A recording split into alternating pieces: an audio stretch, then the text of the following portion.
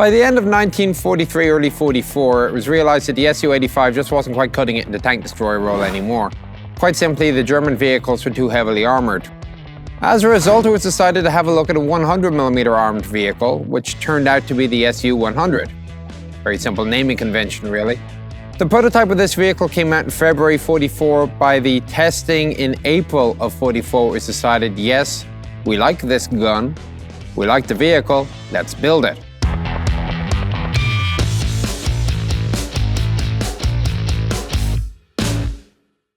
The SU-100 started production alongside SU-85 for a few months. The vehicle passed its tests in April of 44, but it wasn't until autumn of 44 that production was purely SU-100.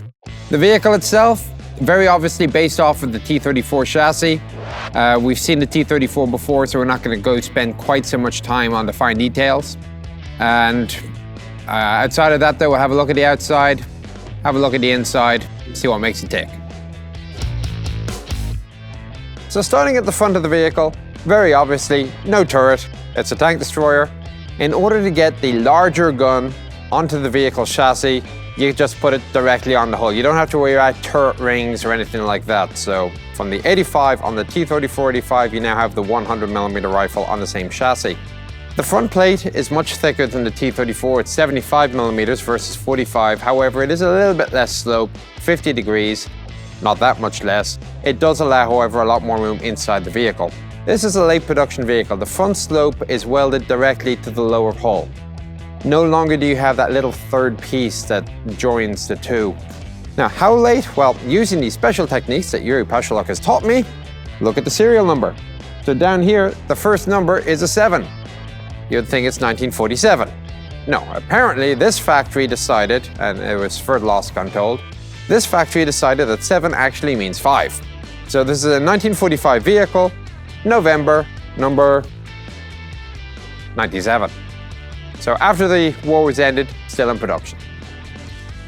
Other features on the front, of course, your traditional spare track links, tow hook, and again, the plug for the track tension system with the worm drive inside it to move the idler forwards or backwards. Big mantlet. Big gun, big hatch.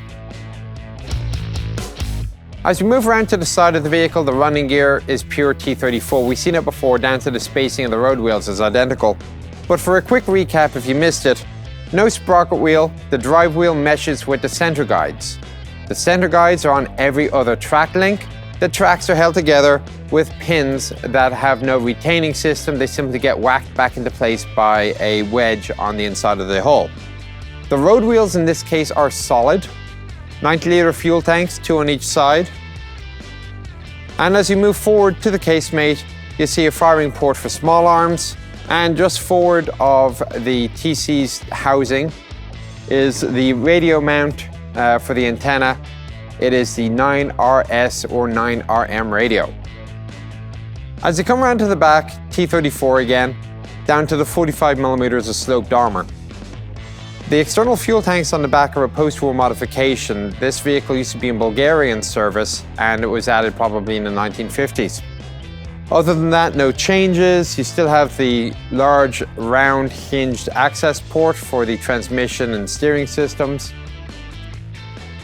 Smoke, 2 exhaust pipes, and on the bottom again, straight from the T-34, 2 tow hooks and the large final drive housings. And of course, the entire back plate will hinge open on these hinges if you undo all of the bolts.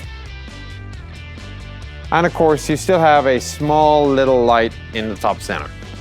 As you come forward to the left side of the casemate, you'll see that there's absolutely nothing of interest here whatsoever. There's no firing port, there's no TC's cupola, there's no radio mount. There is a post-war attachment for spare track and a headlight. Has to be said, this is actually a very easy vehicle to climb up on. You simply step on a little eyelet here onto the mudguard. You can stand on the housing, it's tough enough. And you're on the roof. What's to complain about? So as you get up onto the engine deck, you see it's identical to the T-34 behind me with one significant difference. It no longer has the large bustle which comes out a third of the way onto the deck. This gives you a lot more living room.